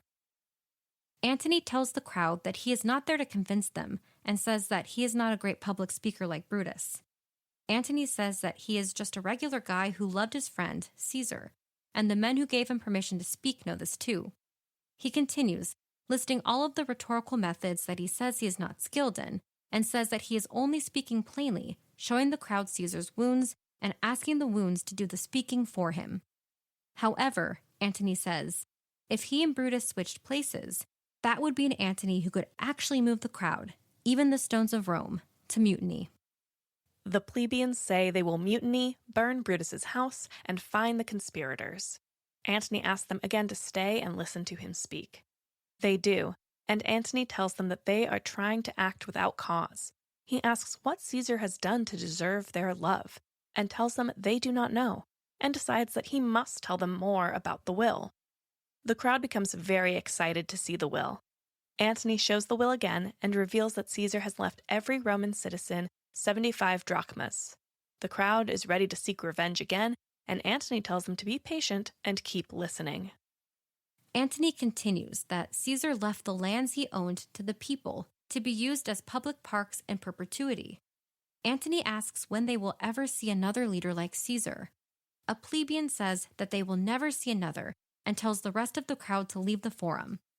The crowd, this plebeian says, will burn Caesar's body as part of his funeral rites and use the fire to burn the houses of the conspirators too. The crowd takes the body and exits to begin rioting in the streets. Alone on stage, Antony wishes aloud for his plan to work and tells mischief to do its best. A servant enters and Antony asks him what's new. The servant reveals that Octavius has already arrived in Rome. Antony asks where Octavius is, and the servant responds that Octavius and Lepidus, another friend of Caesar's, are at Caesar's house. Antony says that he will go straight there, and that Octavius's arrival is fortuitous. The servant says that he overheard Octavius say that Brutus and Cassius have left Rome with great speed. Antony says that it is likely that Brutus and Cassius have heard of how Antony had moved the people to riot against Brutus and Cassius. Antony tells the servant to bring him to Octavius. They exit. In a Roman street, Cinna the poet, a different Cinna from the conspirator we've previously seen, enters, followed by a crowd of plebeians. Cinna the poet says that he had a dream that he feasted with Caesar, and now his imagination is full of ominous thoughts. He didn't want to leave his house and wander the streets, but something is making him go. The plebeians begin to question Cinna the poet. They ask him his name, where he's going, where he lives, his marital status, and then insist that he answer all of their questions directly, wisely, briefly, and truly. Cinna the poet repeats their questions, and then, in an attempt to answer wisely, he says he is a bachelor.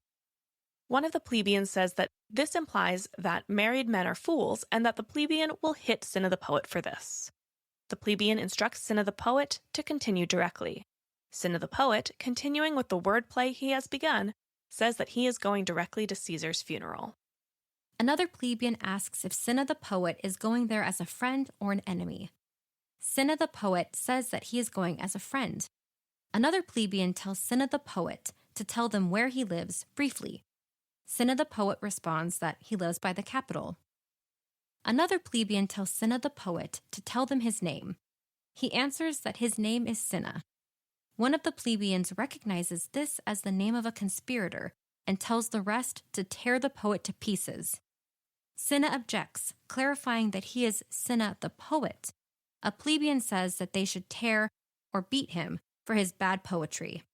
Cinna the poet protests that he is not Cinna the conspirator. The same plebeian says that it does not matter. They will tear everything from him but his name and send him to meet with Caesar. Another plebeian chants, tear him, as the crowd attacks Cinna the poet. The crowd begins to chant for torches and to go burn the houses of all of the conspirators. They exit, dragging Cinna the poet's body with them. Antony, Octavius, and Lepidus enter.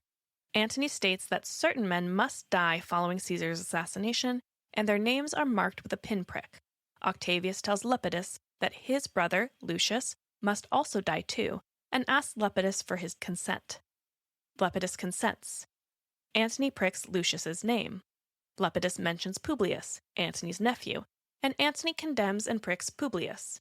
Antony then tells Lepidus to go to Caesar's house, bring them Caesar's will, and they will figure out how to cut some of the will's expenditures. Lepidus asks if he will find them here at Antony's house, and Octavius adds he can also find them at the Capitol. Lepidus exits. Antony comments that Lepidus is not worth any merit except to be sent on errands. Antony wonders if Lepidus is fit to be a part of the triumvirate with Antony and Octavius. But Octavius responds that Antony took Lepidus's votes and recommendations for death sentences and confiscation of property. Antony reminds Octavius that he is Octavius's elder. Then he shares his opinion on Lepidus. Even though they gave honors to Lepidus as a strategy, Lepidus should be used like a tool they can control until they don't need him anymore. Octavius tells Antony that he can do what he wants, but Lepidus is a reliable and valiant soldier, and Antony points out that so is his horse. Like Antony's warhorse, Lepidus must be taught, trained, and commanded to go forward. Lepidus should be talked about as property. Now that they've settled Lepidus, Antony tells Octavius some important things. Brutus and Cassius are enlisting an army. This means they must also raise a force immediately. Not only that, but Antony and Octavius should make an alliance of their friends and means and go into council together so that secrets can be brought to light and dangers be responded to. Octavius agrees because they both have many enemies. They exit. There is the sound of a drum. Brutus, Lucilius, and the army enter. Titinius and Pindarus meet them. Brutus calls the army to attention. Brutus then asks Lucilius if Cassius is near. Lucilius confirms that Pindarus has come to give a greeting from his master. Brutus notes that Cassius sends a good man, Pindarus. Brutus tells Pindarus that Cassius, either of his own charge or influenced by bad subordinates, has done some things that Brutus wishes could be undone. If Cassius is responsible for these things, Brutus wants an explanation. Pindarus does not doubt his noble master will be here full of respect and honor. Brutus also does not doubt this. Brutus, in an aside to Lucilius, asks how Cassius received Lucilius, because Brutus wants to be put out of doubt. Lucilius explains that Cassius received Lucilius with courtesy and respect, but not with familiar marks of intimacy, nor free and friendly conversation as he had in the past. Brutus says that Lucilius is describing a hot friend cooling. Brutus tells Lucilius to note that when the love of friendship cools, this love becomes a forced ceremony. Insincere men will make a big show and promise of the friendship, but when they are tested, they'll fail. There is the low sound of an army marching. Brutus asks if Cassius's army is coming. Lucilius explains that the army plans to rest for the evening in Sardis, but the main body of cavalry is coming with Cassius. Just then, Cassius and his massed troops enter. Cassius commands his troops to stand at attention. Brutus commands the same to his troops. Cassius accuses Brutus of doing him wrong. Brutus asks how, if he doesn't even wrong his enemies, could he wrong his brother? Cassius responds that Brutus's grave demeanor hides his wrongs. Brutus then says that the troops should see nothing but love between the two of them, so they shouldn't argue in front of the troops. Instead, the troops should be dismissed, and Brutus and Cassius go into the tent to discuss these grievances. Pindarus and Lucilius are commanded to remove the troops, and Lucius and Titinius to guard the door. All but Brutus and Cassius exit. Cassius says that Brutus has done him wrong in this. Brutus condemned Lucius Pella for taking bribes from people in Sardis, and Cassius's letter defending Lucius Pella was disregarded by Brutus. Brutus retorts that Brutus shouldn't have supported this person. Cassius counters that, at a time like this, it is not appropriate to focus on every trivial offense. Brutus points out that Cassius has also been accused of having a streak of covetousness by selling positions in his army to people who don't deserve the position. Cassius cannot believe that Brutus has called him covetous and states that if Brutus wasn't Brutus, Cassius would end him. Brutus responds that Cassius's corruption is being covered up by his reputation, and therefore severe punishment is not a possibility. Cassius cannot believe Brutus mentioned severe punishment for him. Brutus tells Cassius to remember the Ides of March. Brutus says that Caesar bled for justice and asks if any of the conspirators stabbed Caesar for any other reason than justice. Brutus wonders if they should now take bribes and sell high offices for anything that could be grabbed at. Brutus says he'd rather be useless than such a Roman. Cassius warns Brutus to not provoke him because he won't put up with it, and that Brutus is forgetting himself if he thinks he can limit Cassius's authority. Cassius reminds Brutus that he is a more experienced soldier and better able to arrange matters. Brutus disagrees. They bicker about this. Cassius tells Brutus that if Brutus thinks of his own welfare, he shouldn't provoke Cassius anymore. Brutus commands Cassius away, and Cassius cannot believe this. Brutus provokes Cassius by insulting Cassius's rash temper by calling it a form of entertainment. If Cassius is a better soldier than Brutus, Brutus says he should prove it. Brutus is happy to learn from noble men. Now Cassius thinks that Brutus wrongs Cassius in every way and clarifies that he said he was an elder soldier, not better soldier. Cassius says that when Caesar lived, Caesar never provoked him like that. Brutus points out that Cassius would not have dared tempt Caesar.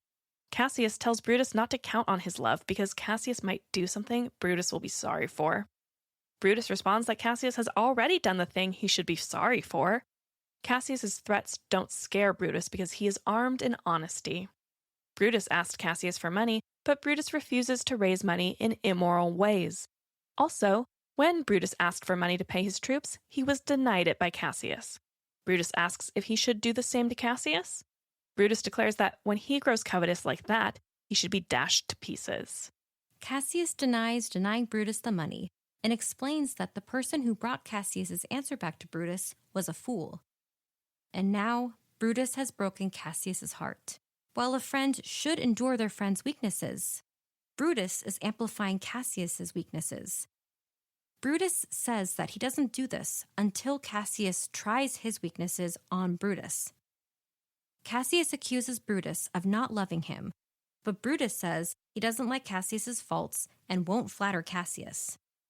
Cassius tells Antony and Octavius, not on stage, to come and get their revenge on Cassius alone because he is hated by the one he loved and his faults are all being observed, studied, and reprimanded. Cassius declares that he could cry. Cassius has a dagger and a naked chest. If Brutus is a Roman, he will take the dagger and strike Cassius as he did to Caesar.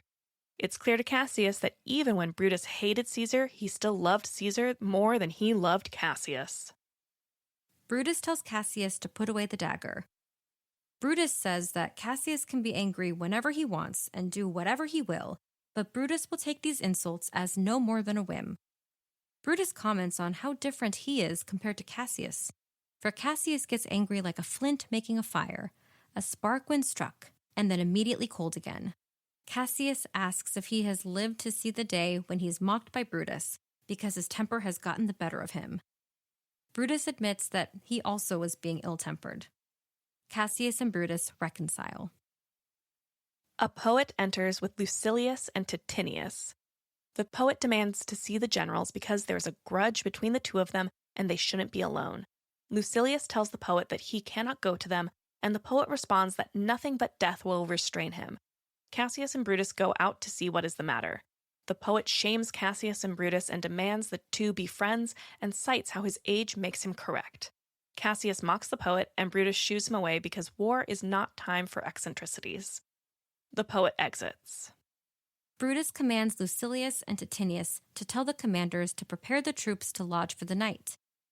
Cassius adds for Lucilius and Titinius to bring Messala to them immediately.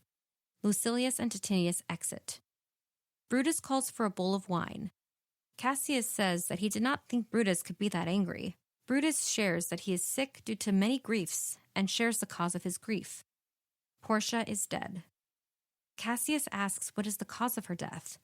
Brutus says that she was not able to bear Brutus's absence and worried about Octavius and Antony's strength.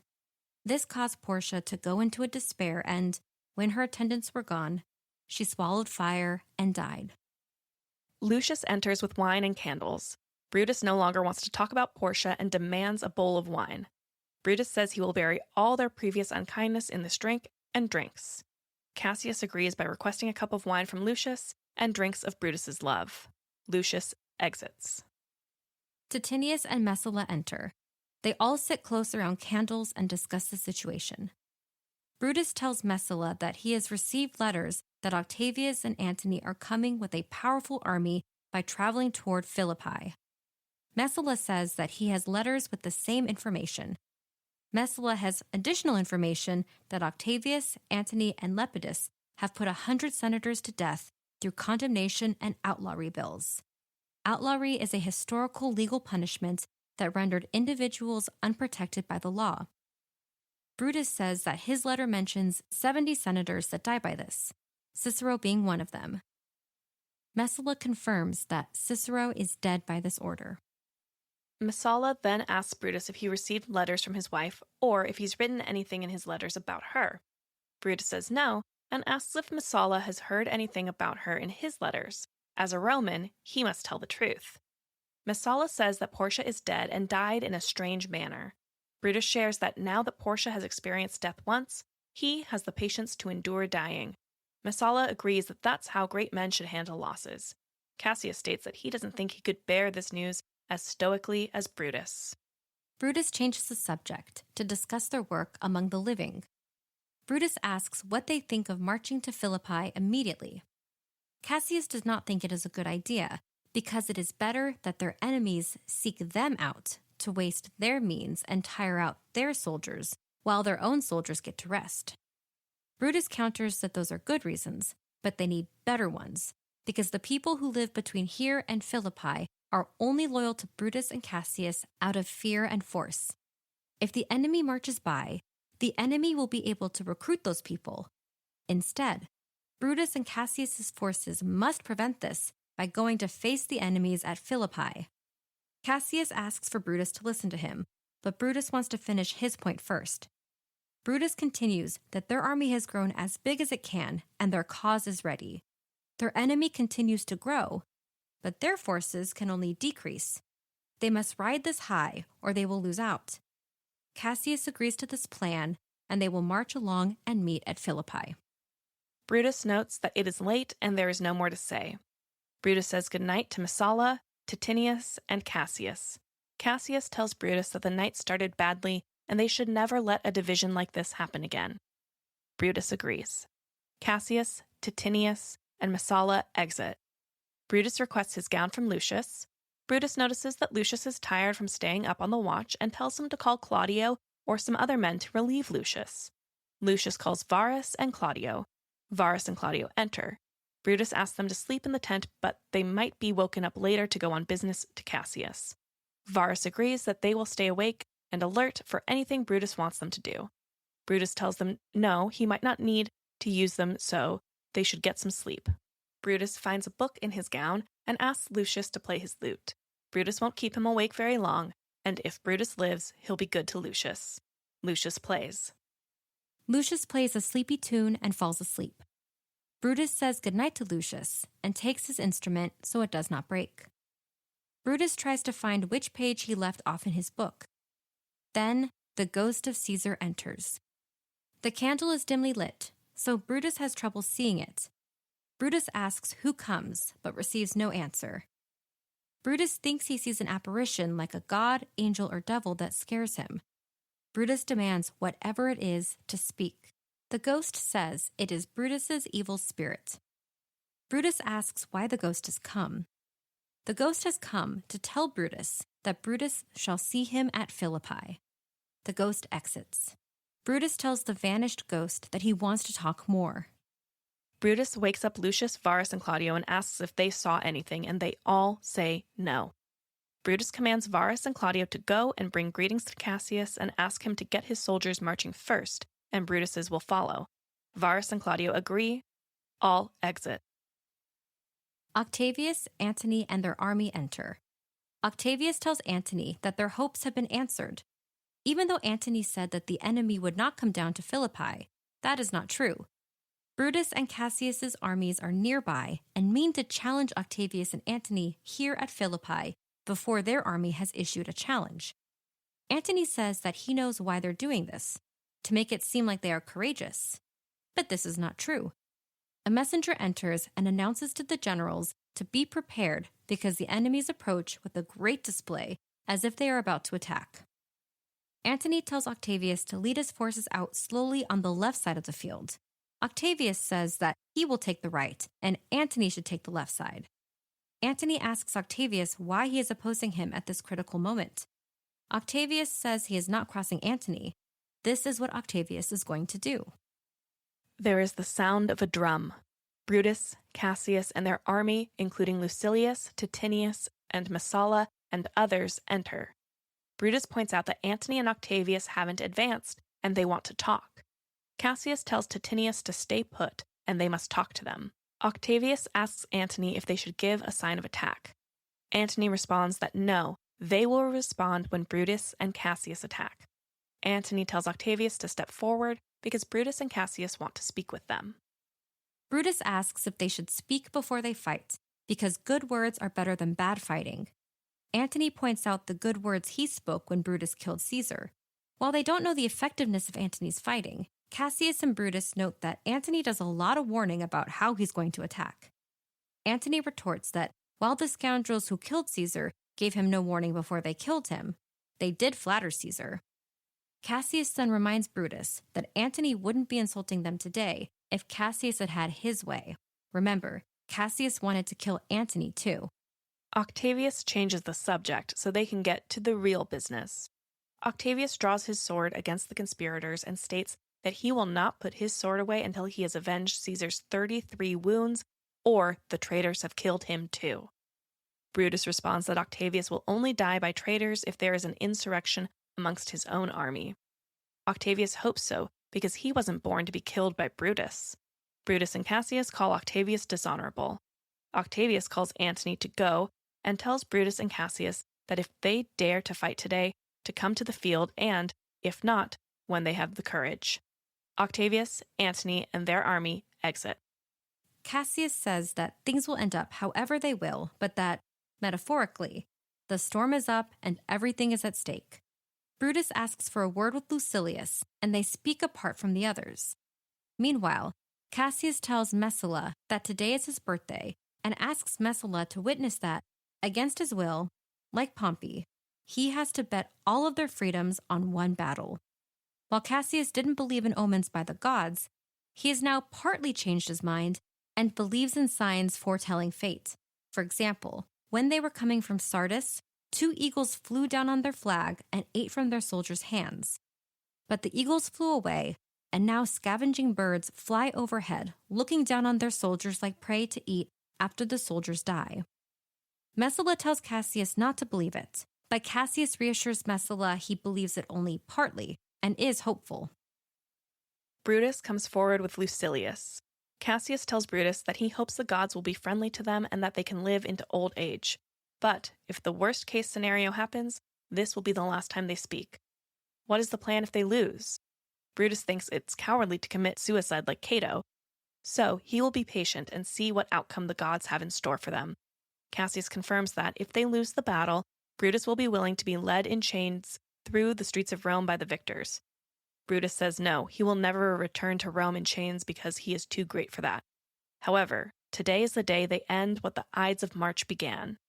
Brutus doesn't know if they will meet again and offers an everlasting goodbye. If they see each other again, they'll smile. If not, this was a well-done parting. Cassius agrees. Brutus says that, while a man can't know the outcome of a day, they will know soon. They exit. There is the sound of battle. Brutus and Messala enter.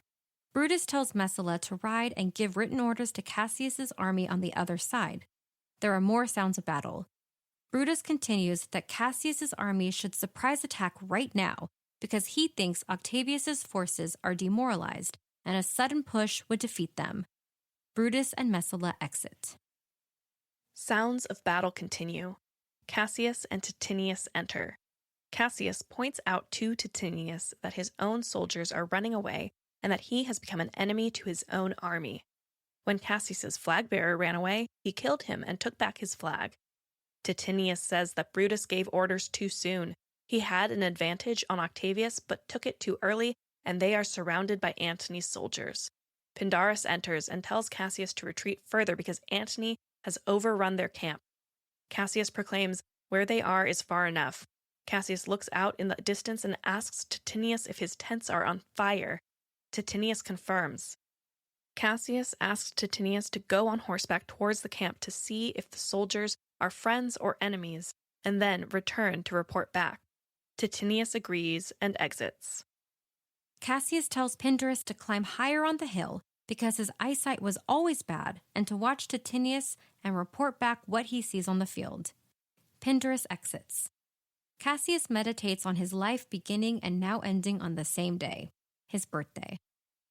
Cassius asks Pindarus for news.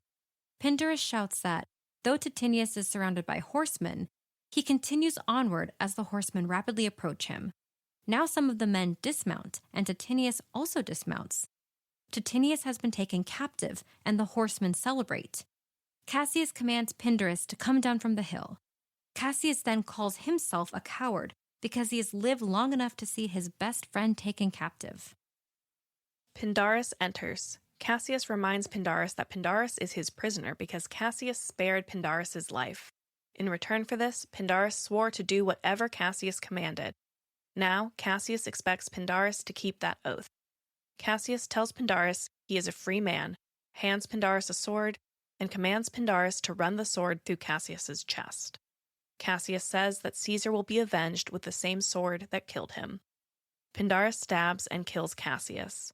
Pindarus says that he is now free, but he would rather not have gotten his freedom this way. Pindarus says he will now run far from Rome. Pindarus exits. Titinius and Messala enter. Messala tells Titinius that this is but an exchange of fortunes in war. Octavius is overthrown by Brutus, like Cassius's army is by Antony. Titinius responds that this news will comfort Cassius, and they go to find him. Messala notices Cassius lying on the ground.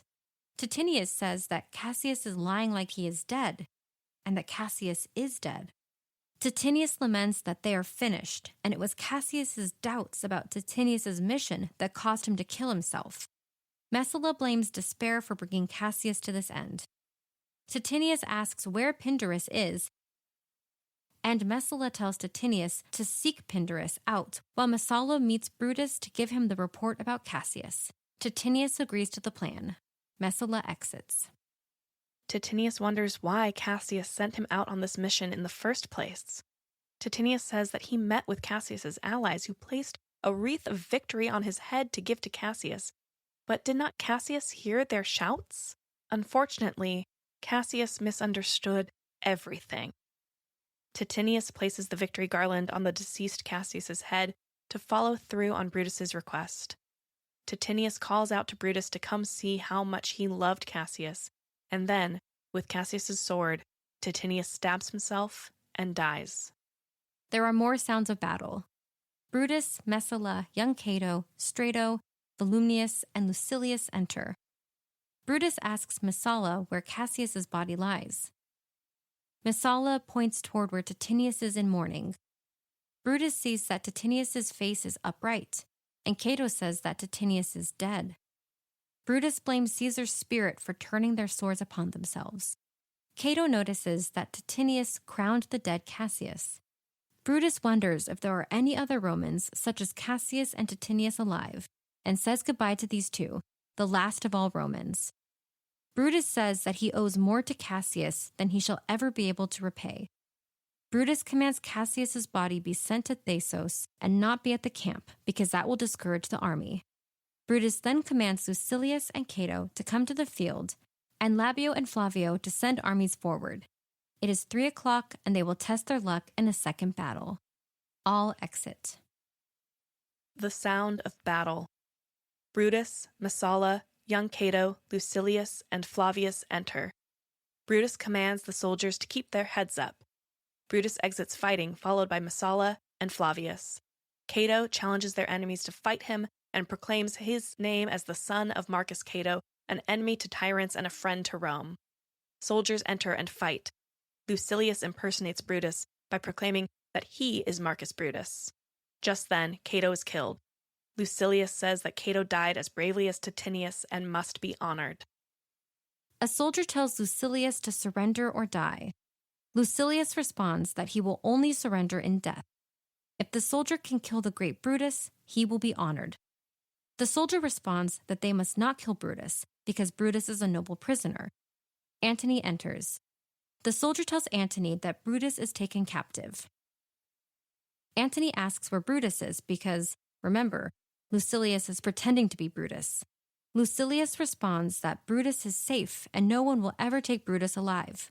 In fact, when Antony does find Brutus, it'll be on Brutus's terms. Antony points out that while Lucilius is not Brutus, Lucilius is a prize of no less value. The soldiers should keep Lucilius safe. Antony would rather have men like Lucilius as a friend than an enemy. Antony then commands the soldiers to find out if Brutus is dead or alive and bring word to Octavius's tent. All exit. Brutus, Dardanius, Clitus, Strato, and Volumnius enter. Brutus invites over the last of his friends to rest on a rock. Clitus says that Statilius waved the torchlight but has not come back, so he is either taken captive or killed. Brutus tells Clitus to sit and says that he thinks he's probably dead, since that's the trend. Brutus then whispers to Clitus, Clitus denies whatever Brutus whispered. Brutus then tells Clitus not to say anything. Clitus says he'd rather kill himself. Brutus then whispers something to Dardanius. Dardanius asks Brutus if he'd do something like that. Clitus asks Dardanius what request Brutus made of him. Dardanius replies the request was to kill Brutus. Dardanius then tells Clitus to look at Brutus thinking. Clitus notices that Brutus is crying. Brutus then calls over Volumnius and tells Volumnius that Caesar's ghost appeared to him twice, once at Sardis and last night here in Philippi. Brutus says that he knows that it is his time to die. Volumnius disagrees. Brutus reassures that it is time. Their enemies have trapped them. There is a low sound of battle. Brutus concludes that it's better to kill themselves than wait for punishment. As childhood school friends, Brutus asks Volumnius to hold his sword so Brutus can impale himself on it. Volumnius says this is not a job for a friend. Sounds of battle continue. Clitus commands Brutus to run away because there is no covering in this area.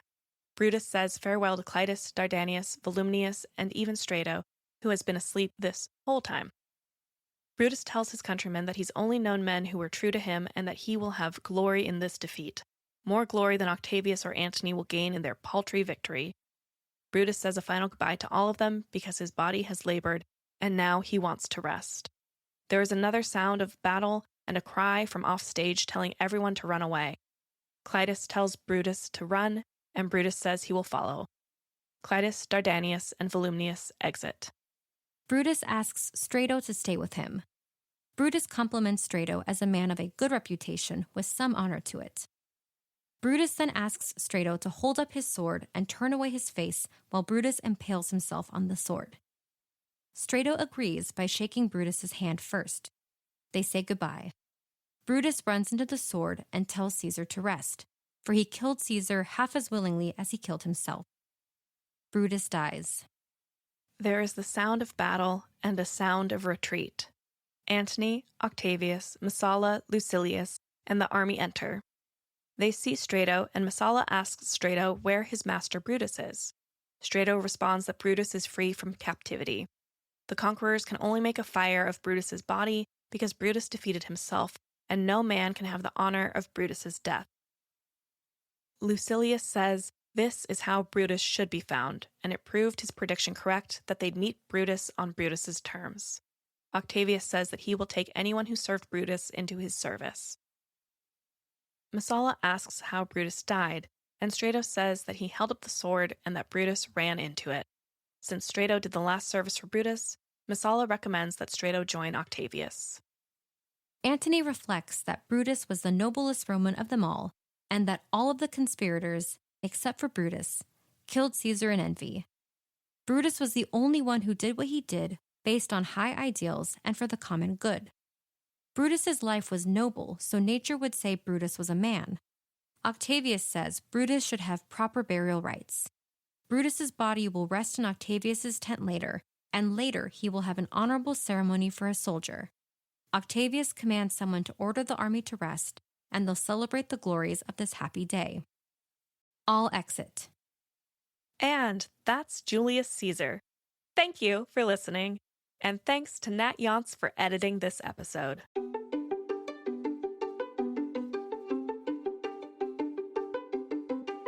I'm Kourtney Smith. And I'm Elyse Sharp. This is Shakespeare Anyone? Thank you so much for listening to Shakespeare Anyone. Works referenced in this episode are available in the episode description. Our theme music is Neverending Minute by Sounds Like Sander. If you would like to support us, visit shakespeareanyone.com/support or check out the links in our episode description. You can also hit the subscribe button, like us, leave a comment, write a review, share us on social media, tell a friend about us, all the things. We'd appreciate it. For more, you can visit our website, shakespeareanyone.com, or follow us on Instagram at shakespeareanyonepod. Now, because you listened all the way to the end of the credits, here is a completely random Shakespeare quote for you.